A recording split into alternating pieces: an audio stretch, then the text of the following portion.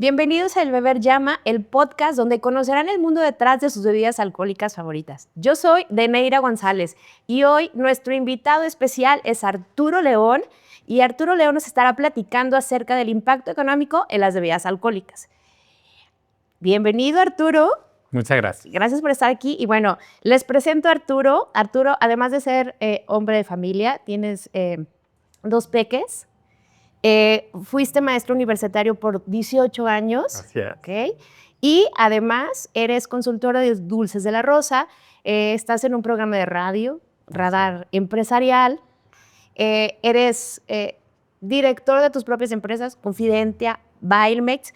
Y además tienes tu propio programa en YouTube, ¿no? Sí. Tu propio canal donde hablas de economía en las empresas, en el mundo, en México. Entonces eres un expertísimo para este tema del que vamos a estar hablando hoy, de las bebidas alcohólicas.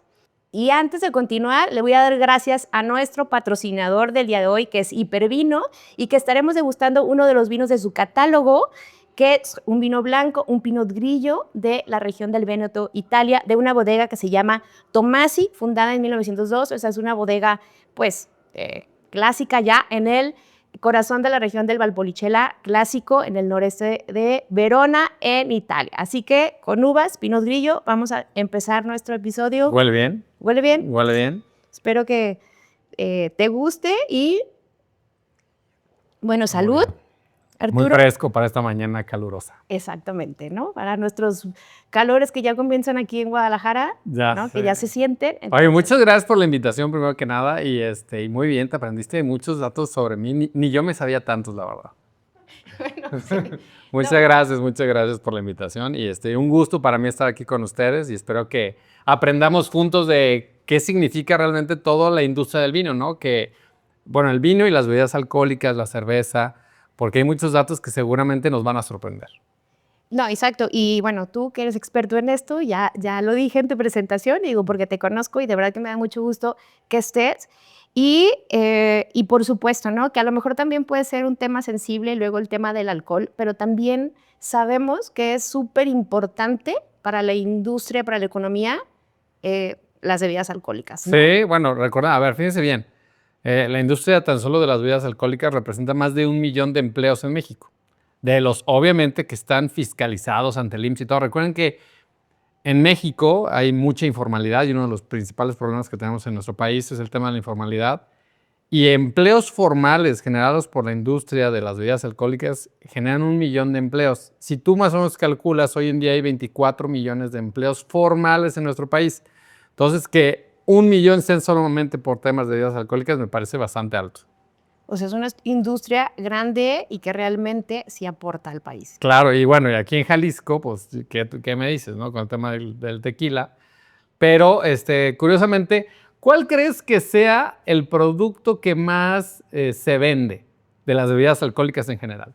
Bueno, yo tengo un dato de que la cerveza es el mayor exportador del mundo, ¿no? Sí, volumétricamente, digamos, si hablamos en millones de litros, sí es México el principal exportador del mundo en términos de cerveza. Habría que revisar que hay otras empresas o otros países de cerveza donde los precios son más altos y a veces sí nos llegan a superar, ¿no? Como es el caso de Estados Unidos, incluso que como la vende más cara, pues a veces nos gana. Pero en litros seguimos siendo la número 1. Y entonces, ¿cuál es la bebida que más se vende de México? Ah, sí, definitivamente es la cerveza. Muy bien, cerveza. ¿Número 2? Pues el tequila. El tequila. Y aquí está pues muy chistoso el dato porque ¿quién es el número 2 del mundo? Esta es una pregunta capciosa, para ti que eres experto en términos de tequila. ¿Quién es el país número 2 en ventas de tequila? El país de... A ver, aparte de México, ¿quién más vende tequila? Hay los chinos. Nadie, porque el tequila tiene denominación de origen, claro. Y el único país que puede vender... Y yo dije, bueno, ya se inventaron... No, creo que sí, ya se inventaron algo los chinos. No, y sí podría ser, ¿no? Porque conociéndolos ya seguramente hace unos años sacaron una cosa que se parecía al tequila y le pusieron tachila o quién sabe qué le pusieron. Pero, o sea, digamos, en términos generales, nadie más vende tequila. Entonces México es el principal productor y el único que exporta directamente tequila, ¿no? Entonces era una pregunta capciosa. Definitivamente, y la debí de haber contestado bien, por supuesto, que sé que tiene una denominación de origen y que no puede haber quien venda tequila en otros lados, pero yo dije, pues el fake del tequila puede ser que sí, ¿no? Sí. El símil, no tiene que ser... Hay otras bebidas que se producen en México, pero ninguna tan importante como estas dos, ¿no? Estas dos estamos hablando de... Son las dos principales industrias en México. La tercera viene siendo el mezcal, pero es mucho más abajo. Yo sé que tú has hecho algún programa sobre mezcal y la verdad es que sí es mucho menor, ¿no? O sea, estamos hablando que no llega ni al 10% de lo que se vende de tequila. O sea, la verdad es que el mezcal sí es todavía un producto con mucho potencial. Yo sé que hay muchas personas interesadas en mezcal y hay mucha gente que le gusta más el mezcal que el tequila, pero en términos económicos sigue siendo todavía muy pequeño. Sigue ganando el... Cerveza, cerveza, tequila y ya en tercer lugar entra el mezcal. El mezcal. Y bueno, estamos hablando, nos dices que hay 1 millón de empleos formales a través de esta industria y en comparación esta industria con otras de las industrias que tenemos, ¿en qué nivel o en qué, rango? ¿en qué rango está versus otras industrias? Me encanta. A ver, fíjense bien. En términos de Producto Interno Bruto, que digo, un repaso rapidísimo que es el Producto Interno Bruto. El Producto Interno Bruto es la suma de todos los bienes y servicios que México produce, ¿no? Entonces, digamos que es como el potencial económico de un país. Todo lo que hace se mide en el Producto Interno Bruto, el PIB, ¿no? Y de eso, las bebidas alcohólicas representan más o menos el 5%. Y dirías, bueno, ¿es mucho o es poco? Bueno, para que se den una idea, el turismo, que el turismo pues, es una de las grandes industrias de México, genera el 7%. Entonces, estamos 2% abajo del turismo, pero el turismo estás hablando que sumado todo lo que vende Cancún, Vallarta, no sé, Ciudad de México, Tijuana, todo el turismo de México que vienen a México representa el 7%. Imagínate que la industria de los alcoholes, digamos, representa el 5%, pues sí es una industria muy importante. Podríamos decir que es como la cuarta del país, ¿no? Obviamente, la zona manufacturera es muy alta, ¿no? Estamos hablando de que más o menos el 11% de nuestro Producto Interno Bruto lo forman todas las manufactureras y obviamente el petróleo sigue siendo una parte también importante. Todas estas siguen estando arriba del tema de las bebidas alcohólicas, pero el 5% del PIB, estás hablando de un montón de dinero. Sí, por supuesto. O sea, es un... es un dineral. Es un dineral. Y además, bueno, hablábamos del turismo, ¿ok? Pero entonces hablemos de no turismo. ¿Qué porcentaje o qué tanto inversión le deja a México solamente la parte del turismo en la parte pues, ridícula, tequilera, etc.? Bueno, también, qué bueno que lo mencionas así. A ver, el turismo yo lo decía como todo, ¿no? O sea, temas de hoteles, obviamente estamos hablando de aviones, carreteras, todo eso se mide, se impacta como temas de turismo. Pero también las bebidas alcohólicas dan junto con pegado, ¿no? Casi siempre un turista tiene un alto consumo en bebidas alcohólicas. Por ejemplo, se hablaba cuando venían los cruceros aquí en Vallarta, y ese es un dato que recuerdo que alguna vez lo dijo nuestro exgobernador Aristóteles, que decía que una de las cosas que más se llevaban los que llegaban a los cruceros en Vallarta era tequila, ¿no? Pues por obvias razones, ¿no? Entonces, de hecho, si ustedes van a Vallarta, la zona donde desembarcan, hay varias tiendas que se dedican únicamente al tema de tequila. Entonces, pues sí, uno va como junto con pegado con el turismo, ¿no? Regularmente, si tú vas a un aeropuerto o algo, pues muchas de las cosas que se lleva un turista para regalar, pues es obviamente el tequila. ¿Por qué? Por lo que acabamos de decir hace ratito. No hay ningún otro país del mundo que tenga la denominación de origen de tequila y entonces no lo pueden vender en otro lado. Pero es un gran regalo. Digamos que hay muchas marcas que ni siquiera producen para el consumo interno, sino directamente para el turista, y eso es súper importante. Y hay varias marcas que seguramente ustedes conocen más que yo, que ni siquiera se venden aquí en México, ¿no? Se exporta todo para que el turista que se quedó atrapado con una marca aquí o le gustó la botella que le llevaron de regalo del aeropuerto, la sigue consumiendo constantemente. Entonces, la verdad es que esta sí es una industria que yo creo que apoya mucho al turismo. Seguramente ustedes conocen también que hay países donde el alcohol está prohibido, ¿no? Como Qatar, ahora que acaba de ser la Copa del Mundo. Era una de las principales quejas de los turistas. Oye, ¿cómo es posible que no van a vender cerveza en los estadios? ¿Cómo es posible? Es un tema que mueve la economía. Acuérdense que no solo es un tema pues de socialización, sino también se vuelve un tema de maridaje, que seguramente tú lo has platicado 20 veces. Y hay muchas personas que no conciben una buena comida sin un buen vino, sin un tequila, no sé. Entonces, es una parte importante para el turismo que sí haya. Uno de los principales problemas que tienen los países árabes que tienen este tipo de prohibiciones es que a veces eso les frena el desarrollo turístico. Claro, y otras cosas, pero también esto, ¿no? Sí, Obviamente, tienen otras prohibiciones. claro, definitivamente el turismo va acompañado de tómate algo, diviértete, el hotelito, ¿no? Si es playa, se te antoja una bebida. Sí, sí, sí. Y Con no moderación, solamente- obviamente, pero sí se entiende que, pues, además quieres ir a conocer. O sea, imagínate, cuando tú vas a Francia, ¿no? Y seguramente muchas de las personas que ven tu programa, pues lo que quieres es ir a probar un vino francés, ¿no? No creo que vayas y, ay, tendrá un vino mexicano. Pues a lo mejor nomás para que vean que eres mexicano, pero en realidad, pues lo que quieres es ir a conocer las diferencias con lo que hay allá. Entonces, obviamente, aunque venga un escocés, ¿no? Que seguramente todos los días se toma un whisky allá, cuando viene aquí a México, ¿qué crees que es lo que va a querer probar? Su tequila. Claro, Por porque supuesto, su quiere mezcal. probar, aunque él sea fan del whisky y demás, pues él lo que quiere probar es lo que va a haber en esa tierra y obviamente sí es un determinante del turismo. Una de las cosas que tiene desde el gobierno de Alfaro y ahora también con Pablo Lemus, hay varios proyectos que esto de la ruta del tequila y todo esto, pues hay gente que viene a Guadalajara, a Jalisco, solamente para ver cómo se hace un tequila, cómo se gima, cómo se pasan los hornos. Y hay personas que vienen exprofeso a eso, ¿no? Entonces, así como cuando vas a Suiza, seguramente te quieres meter a una fábrica de chocolates, pues aquí también es una industria que detona muchísimo el turismo porque a final de cuentas, pues quieres saber cuál es el proceso. O sea, nosotros pues ya lo vivimos y seguramente todos los que estamos aquí, ay, qué flojera otra vez irme a meter a otra tequila. Ya vi el proceso 22 veces. Pero piensen en alguien de Escocia, ¿no? O en un cuate que viene de Estados Unidos o de donde quieran, que no vive aquí. Entonces, obviamente, tiene curiosidad de cuál es el proceso, qué le echan, qué no le echan, qué me estoy tomando, ¿no? A final de cuentas, creo que eso sí detona mucho el turismo.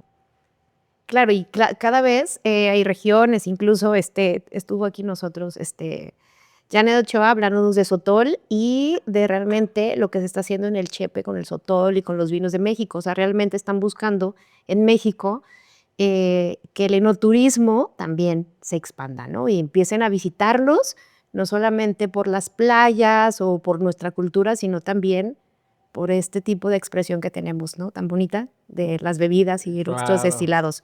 Claro. Y Arturo, estamos hablando de México, ¿no? Pero ¿cómo México en el mundo, cómo compararías tú el tema de las bebidas alcohólicas de México con otras regiones del mundo? ¿En qué nivel está? Yo no sé si, o sea, no sé a nivel competitivo, ¿no? Claro. Pero sí, qué tan grande o pequeños somos con el resto del mundo. Pues aquí las ventajas que hay obviamente son las denominaciones de origen, ¿no? Obviamente donde está más competido es el tema de cerveza, que ya lo platicamos hace un ratito, en donde seguramente el día de mañana, ¿no? En cuanto los chinos le agarren el gusto a la cerveza, nos van a mandar a volar a todos, o los hindús, porque ahora resulta que el país más poblado del mundo ya no es China, sino es la India. Entonces la verdad es que pues no dudaría que en unos 5 o 10 años este tipo de países promuevan más la producción y exportación de la cerveza, que digamos que dentro de todo es una industria que no tiene denominación de origen, que prácticamente se puede producir en cualquier lugar. Lo único que sí es necesitas mucha agua, que eso también es importante y por eso hemos tenido aquí problemas con lo que pasó en Mexicali y todo eso cuando hubo la cancelación de Constellation Brands, que no se acuerdan, hace unos años. Pero bueno, obviamente va a haber países que van a superar a México en términos de cerveza y tenemos que estar de acuerdo con eso. Es más, deberíamos estar preparados para eso. A final de cuentas, está bien porque es un mercado de márgenes más pequeños, en donde sí obviamente hay una industria importante y no estoy diciendo que se va a morir la cerveza mexicana, lo que estoy diciendo es que está bien que nos superen en eso, porque es un producto que agrega menos valor, ¿no? Digamos, si tú lo ves en términos económicos, en el PIB, pues representa el 1% de ese 5% que mencioné, el 1% lo representa la cerveza. Y todo lo demás, resulta ser que en términos de valor monetario, pues el tequila ya está alcanzando el tema de la cerveza. ¿Por qué? Pues porque obviamente una botella de tequila, ¿cuánto te cuesta? Una botella de vino tinto, ¿cuánto te cuesta? Entonces, lo que se debe enfocar en nuestro país es en términos de esto que decías, ¿no? El sotol, que también tiene su denominación, ¿no? Solamente se puede producir aquí, el mezcal, solamente aquí, el tequila, solamente aquí. Y eso protege muchísimo al país ante otros productores. Entonces, mientras México siga tratando de tener, ahora sí que un desarrollo de estas marcas en términos de sus denominaciones de origen, le va a ir muy bien. Si nos queremos poner a producir en otras cosas, nos va a costar más trabajo. ¿Por qué? Primero, para los próximos años se espera que México tenga problemas hídricos, ¿no? Es lógico, es un país que está cercano al Ecuador, con el tema del calentamiento global y todo esto, pues obviamente es un país que se está secando, esa es la realidad, ¿no? Entonces, piénsenlo que en términos de agua, porque a final de cuentas todas las bebidas alcohólicas necesitan un chorro de agua. Entonces, si tú te pones a gastar de tu agua en producir una bebida de bajo valor, pues te vas a acabar el agua en cervezas, ¿no? Cuando mejor inviértela esa agua en tequila, métele esa agua al mezcal, métele esa agua al sotol o alguna otra bebida que sí tenga una denominación de origen, donde no te estén compitiendo por precios y volúmenes y sobre todo donde tengas una paz de no estar compitiendo, ¿no? Porque como te dije hace rato, ¿quién nos puede competir en tequila? Nadie. Ya. Nadie.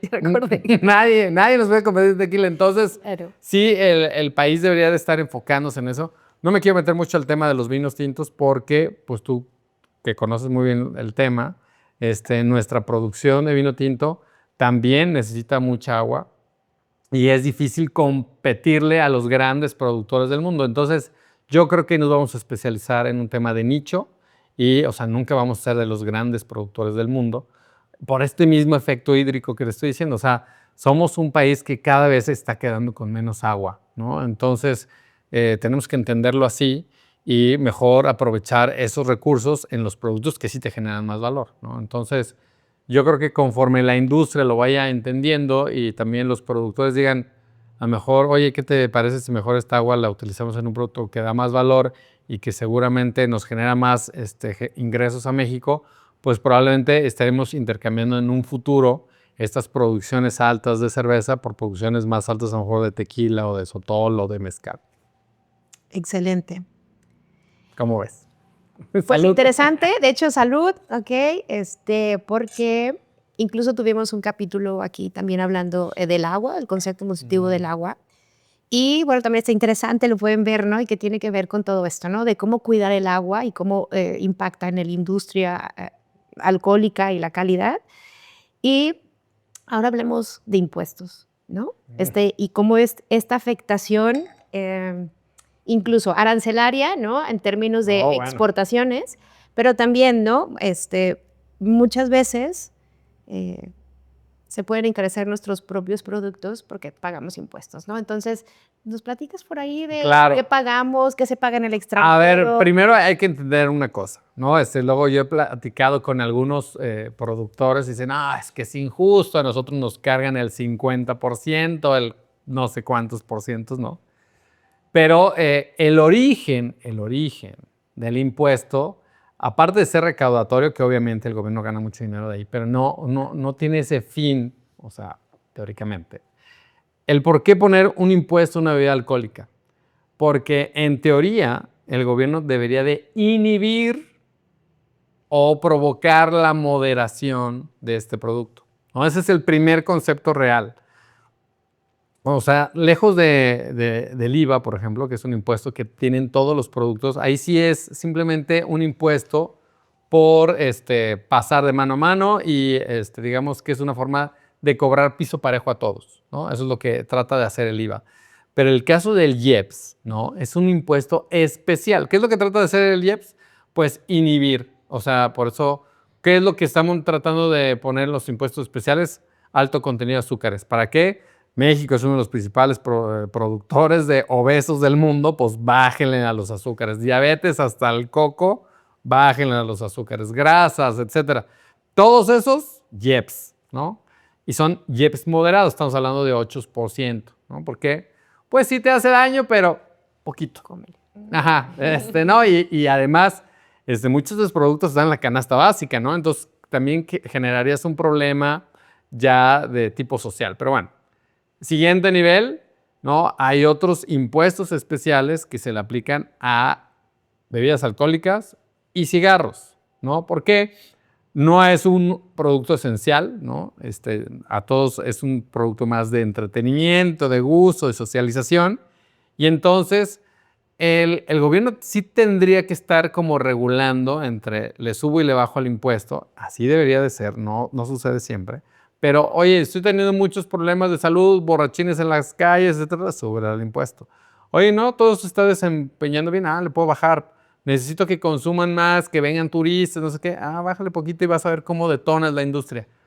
La verdad es que los gobiernos son muy lentos en el actuar, ¿no? Y aunque tú veas que hay, por ejemplo, en la pandemia, que vimos que creció exponencialmente, pues a lo mejor ahí le hubieran podido haber subido un poquito, ¿no? Oye, pues, tranquilos todos en casa, pues sí, disfruten, pero no se pasen, ¿no? Y ahí pudiste haber subido. Ya nos sacaron de casa, oye, necesito reactivar la economía. ¿Qué hubiera pasado si el gobierno ahí hubiera dicho, oigan, con tal de reactivar la economía, necesito que salgan a los restaurantes, les voy a bajar el IEPS a todos estos productos siempre y cuando se consuman en centros de consumo, etcétera, etcétera? Pues obviamente generas que haya economía. Desgraciadamente, a veces nos hace falta un poquito, un muchito a veces en nuestros gobernantes que piensen un poco más allá, ¿no? A veces tienen la cabeza en otras cosas, pero este tipo de impuestos sí podrían ser un motivador, un regulador económico como para estar subiendo, bajando. Okay. Puede parecer alto el impuesto para las bebidas alcohólicas, pero también recuerda que con ese dinero se supone que se deben de sufragar todos los servicios de salud que genera un tema como ¿no? Por eso el tema de la diabetes, lo vuelvo a repetir, el tema de los azúcares, se supone que ese IEPS se debería de recoger como para aplicarlo en que haya todos los medicamentos que hay para las diabetes en todas las clínicas. A veces no siempre sucede así, ¿no? Y también entiendo del lado del empresario que dices, oye, compadre, o sea, yo estoy pagando, estoy reteniendo todos sus IEPS, yo estoy entregando y tengo 10 personas aquí en mi fila de producción que me dicen que no hay medicinas y tengo que yo salir todavía a poquinarles, ¿no? Entonces, ahí es donde está un poquito el problema. En cuanto al tema de los impuestos, yo no lo veo tanto. Sí se hubiera reflejado en servicios, ¿no? Recuerden que en todo lo que es Noruega, Suecia y toda esa zona del norte de Europa, tienen tasas de impuestos del 60%. Obviamente, si te dan servicios de primer nivel, pues ni te quejas de los impuestos, ¿no? Entonces, si aquí viéramos que hay campañas para ayudar a los exportadores de sotol, de mezcal, y así como hicieron alguna vez el programa de México y que fueran a todas las expos mundiales y llevaran un kit de todos los productos mexicanos, incluyendo el de las bebidas alcohólicas, con ese presupuesto, ¿qué dirías como empresaria? Por mí cobren de más, me están haciendo vender más. El problema de los impuestos yo no creo que sea tanto las tasas, sino el cómo se aplican, ¿no? Entonces, ¿qué podemos hacer? Pues quejarnos, hablar con las autoridades, ¿no? El proponer, por eso las cámaras muchas veces tienen estas mesas de negociación con los gobiernos para decir, oye, somos del Consejo Regulador de Tequila, oigan, pues miren, este año recabamos de impuestos 13,000 millones.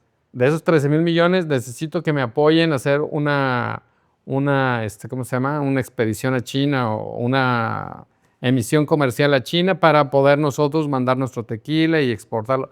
Y un gobierno con un poquito de visión diría, claro, ahí te va el dinero porque sabe que vas a vender más y vas a recabar más.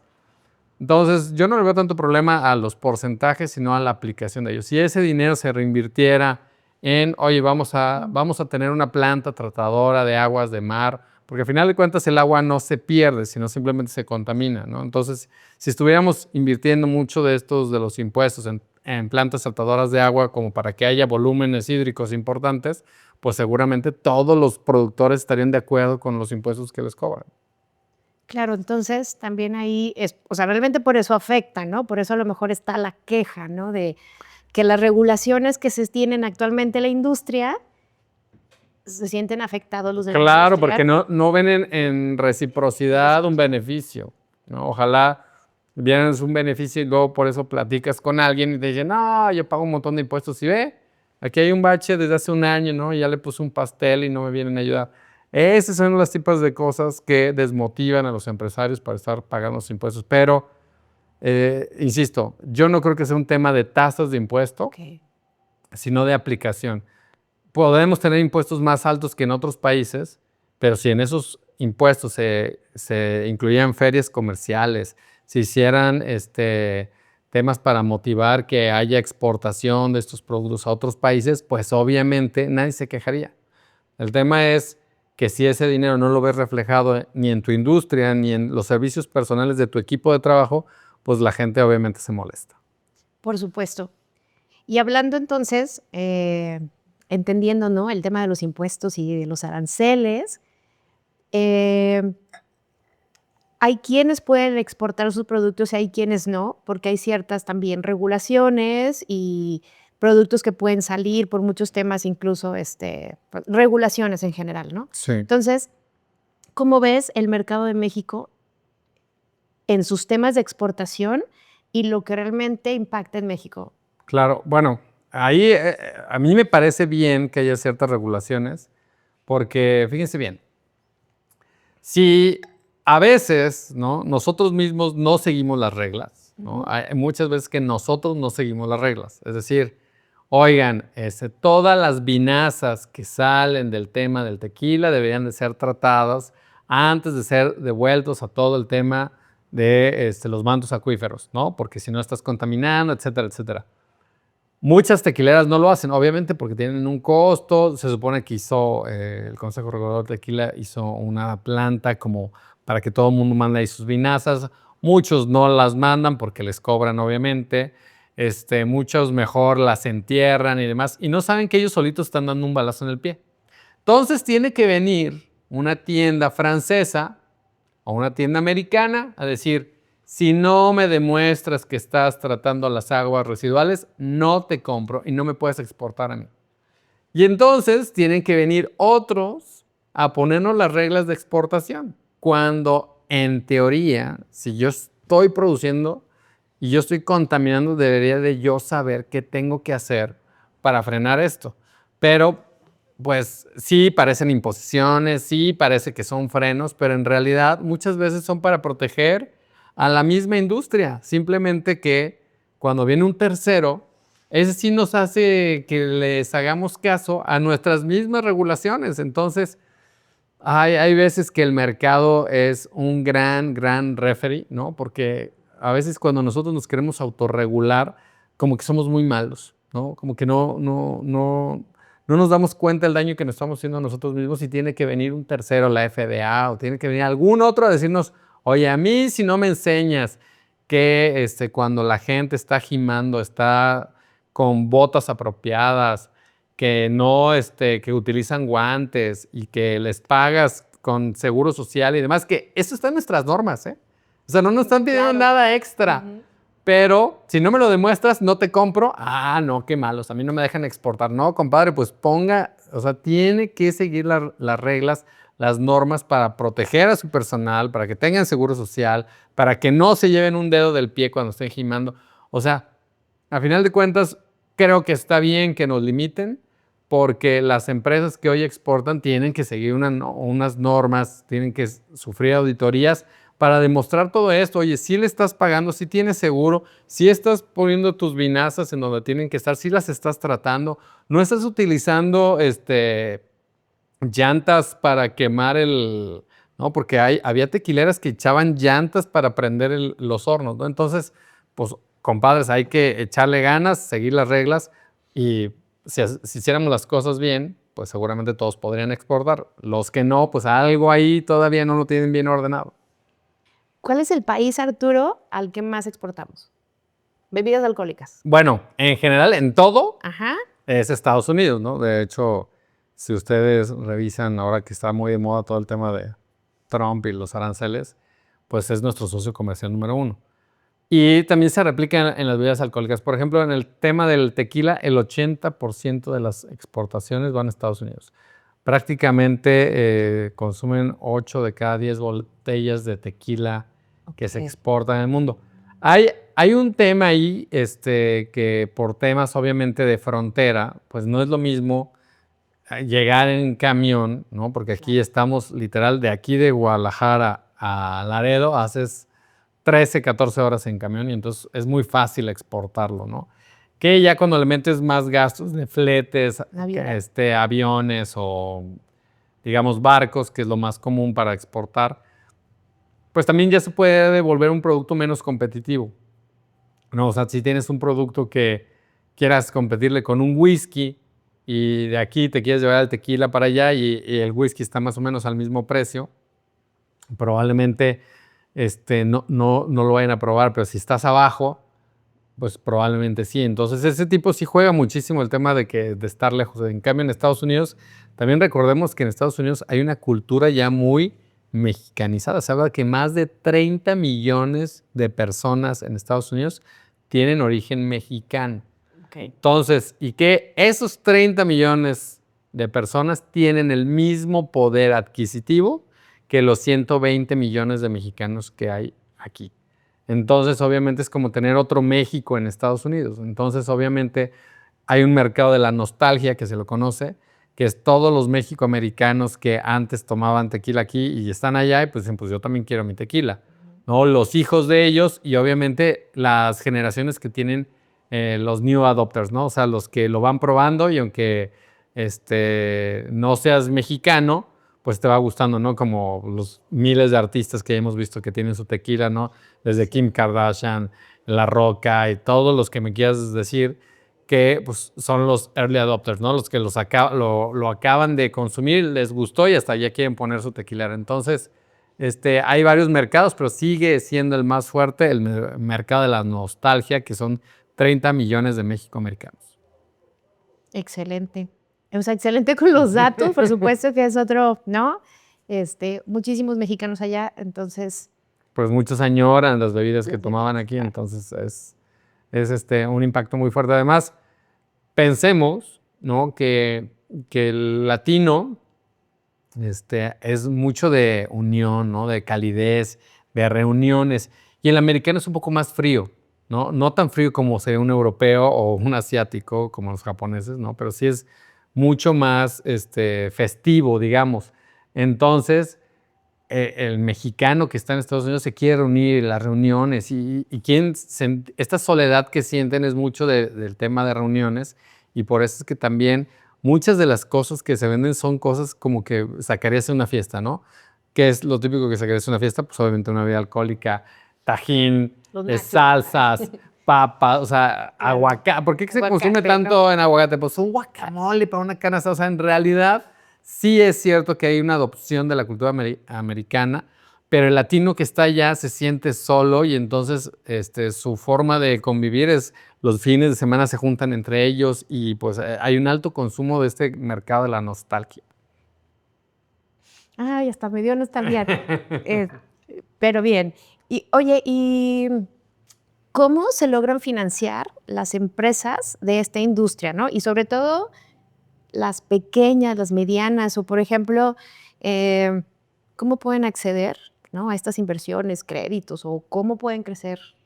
Bueno, hay muchas formas, obviamente hay unas más complicadas que otras, también todo depende de qué es lo que esté buscando la empresa, ¿no? Hay desde créditos que se utilizaban mucho tiempo para fomentar el tema del agave, del campo, y bueno, como ustedes sabrán, una de las peculiaridades del agave, que es como una ruleta, ¿no? Cada año es tirar la ruleta y a ver en qué precio va a estar este año. Entonces, ha sido muy inestable y eso también ha afectado a muchas industrias pequeñas y medianas.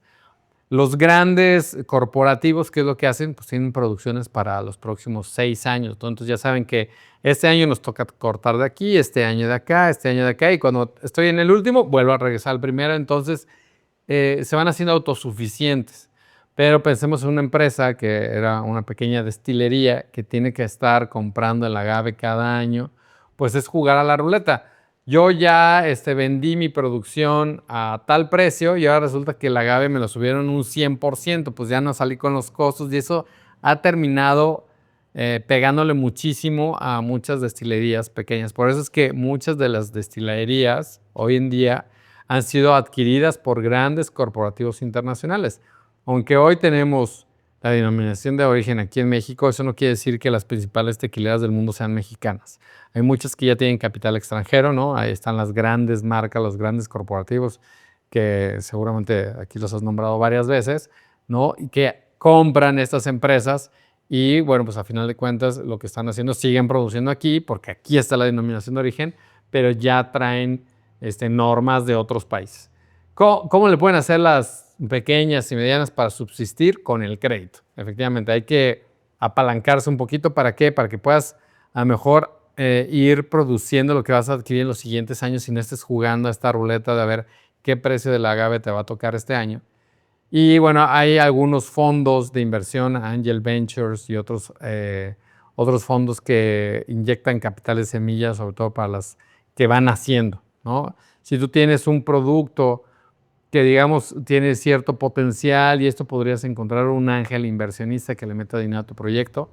El problema que yo le veo hoy al tema de las bebidas alcohólicas es que ya está en un mercado maduro. Entonces, este tipo de inversionistas suele buscar innovaciones. Entonces, es difícil innovar en un mercado como el tequila. Entonces, ¿cuál sería el siguiente paso? Pues buscar empresas de financiamiento, ya sea SOFOMs, arrendadoras, financieras, bancos. Obviamente, ahí el problema es que las condiciones cambian. Necesitas una empresa que ya tenga unos 2 años constituidos, que ya tenga cierta atracción.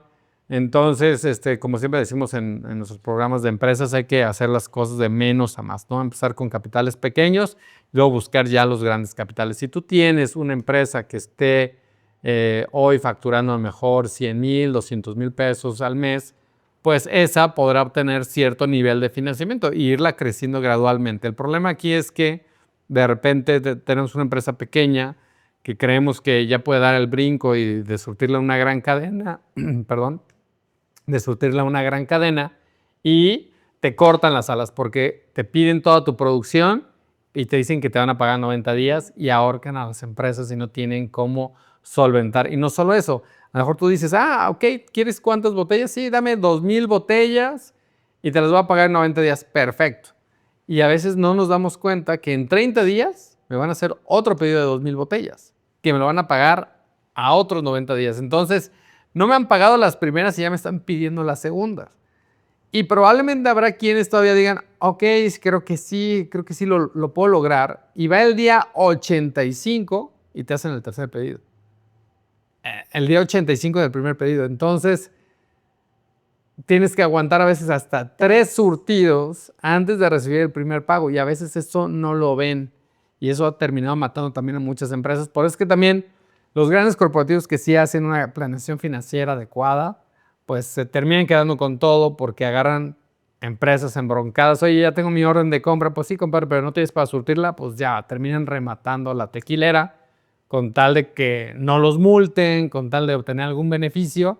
Y por eso estos grandes corporativos se han quedado con muchas de ellas. Y estamos ahora, Arturo, en la era de la digitalización, vaya, ¿no? Entonces, pues han cambiado muchas cosas, pero también se ha vuelto como más accesible, ¿no? ¿Qué tan bueno ha sido para la economía de México como todos estos cambios, ¿no? Bueno, aquí lo interesante es que muchas marcas pequeñas, ¿no? Sería difícil que hagan muchas activaciones, ¿no? En centros de consumo, por ejemplo. Alguna vez yo trabajé en una empresa donde hacíamos activaciones en centros de consumo. Entonces, teníamos un equipo de 300 promotores que iban a tiendas, a estas grandes cadenas que seguramente ustedes están pensando en este momento, y había una señorita con degustaciones. Eso es muy cara, ¿no? Entonces, y hay que estar llevando el producto para que lo conozcan. Una de las grandes ventajas de la digitalización es que tú con una buena campaña de marketing digital podrías llevar al consumidor a tu marca a través de una página de internet donde des una buena descripción, mira, pruébanos, no sé. Y probablemente eso es mucho más fácil que lo haga una pequeña o una mediana empresa que estar pues, haciendo publicidad en el sitio, llevando a la demostradora. Además, quieres todo, ¿no? Quieres que el empaque esté bonito, que la botella esté bonita, que el producto sea bueno. Todo eso cuesta dinero. Y que además quieres que tenga una promoción en un punto de venta. Entonces, lo que conviene de la digitalización es que las pequeñas y medianas empresas pueden hacer menores inversiones para llevar público, pero aquí hay un gran pero. Si tú no logras que esa comunicación que tú estás diciendo, este vino es fresco, usted lo puede tomar por la mañana en un día caluroso, y entonces me llega el producto y no cumple esa promesa de valor, entonces pues te mataste tú solo, ¿no? Porque ya valiste. Entonces tienes que ser bien claro en sí decir lo que es tu producto. Lo tienes que describir muy bien. Porque a lo mejor si este vino fue un vino con más cuerpo, no sé qué, y yo lo tomo en la mañana, pues yo podría decir, ah, sí, cierto, aquí dice que era para fresco, no sé qué. Pero tiene que haber mucha congruencia en lo que dices, porque la persona no lo va a probar. Lo va a probar hasta que lo pida y se lo tome.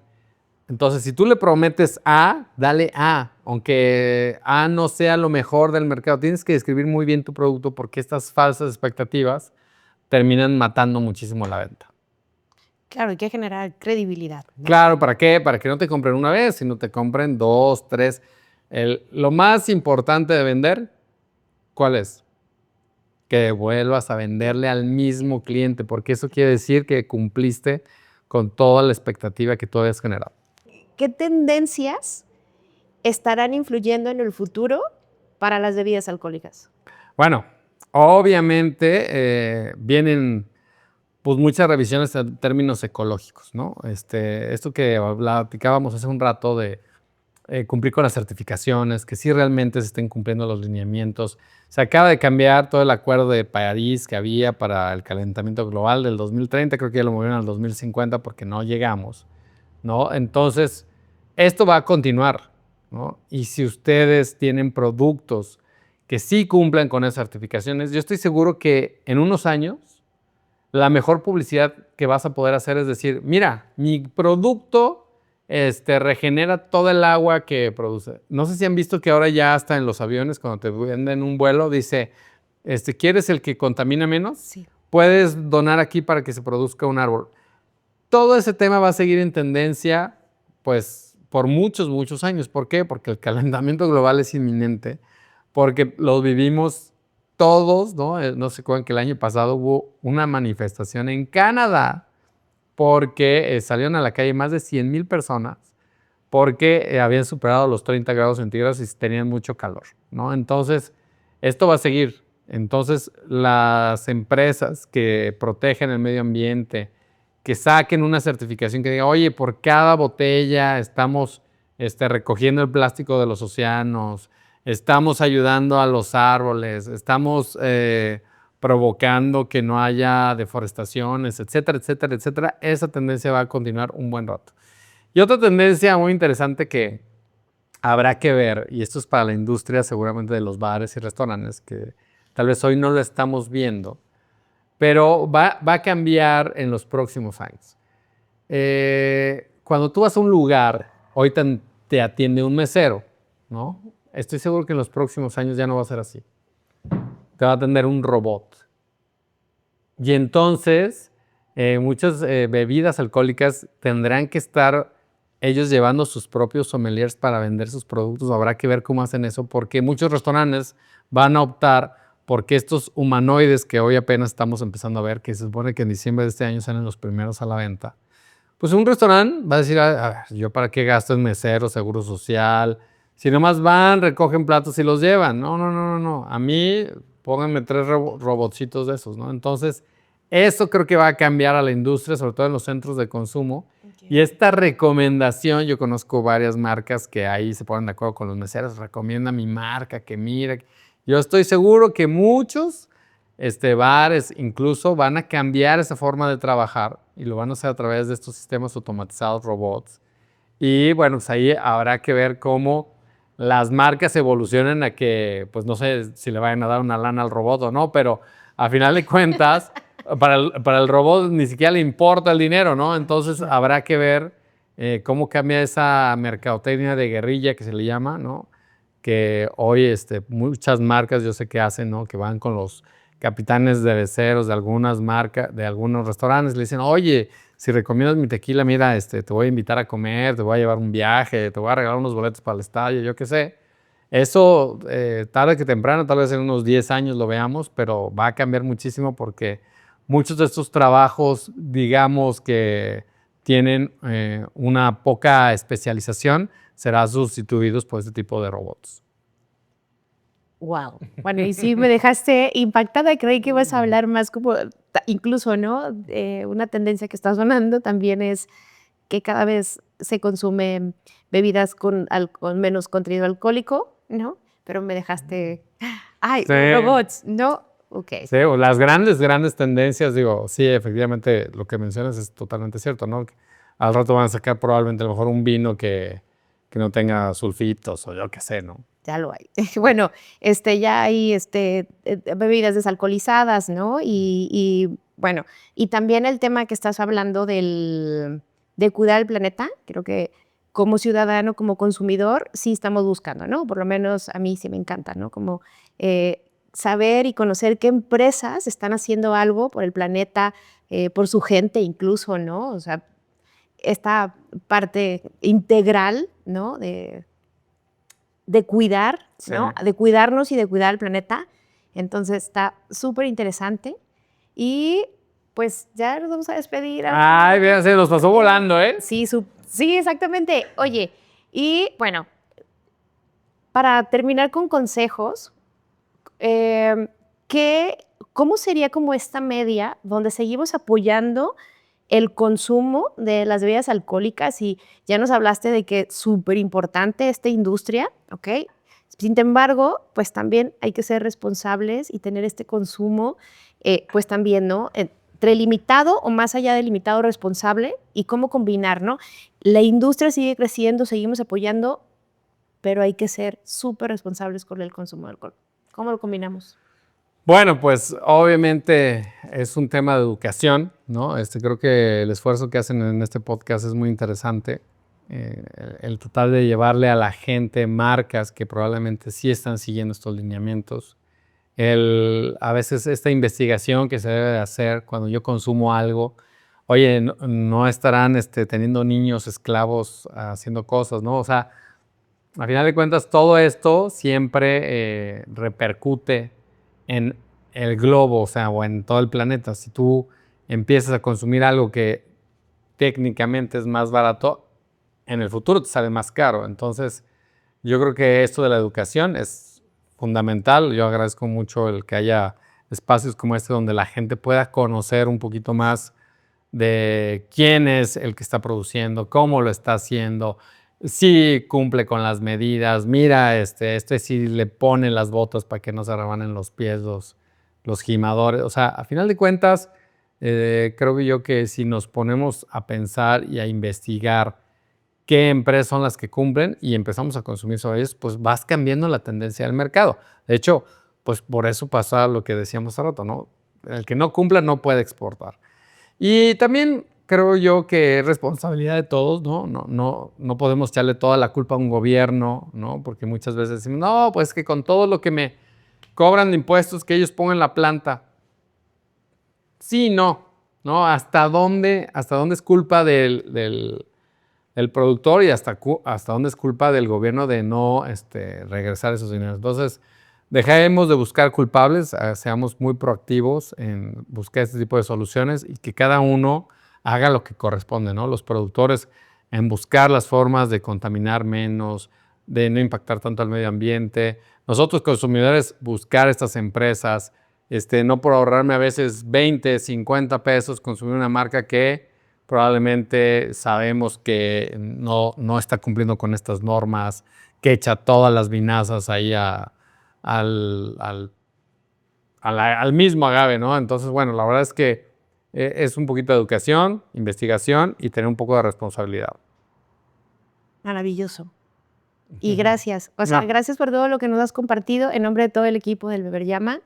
Y bueno, yo quedo encantada con toda la información que nos diste, porque es súper importante la economía que genera estas bebidas alcohólicas y consumir responsable y apoyar a las industrias que tienen esta ocupación por hacerlo mejor. Así es.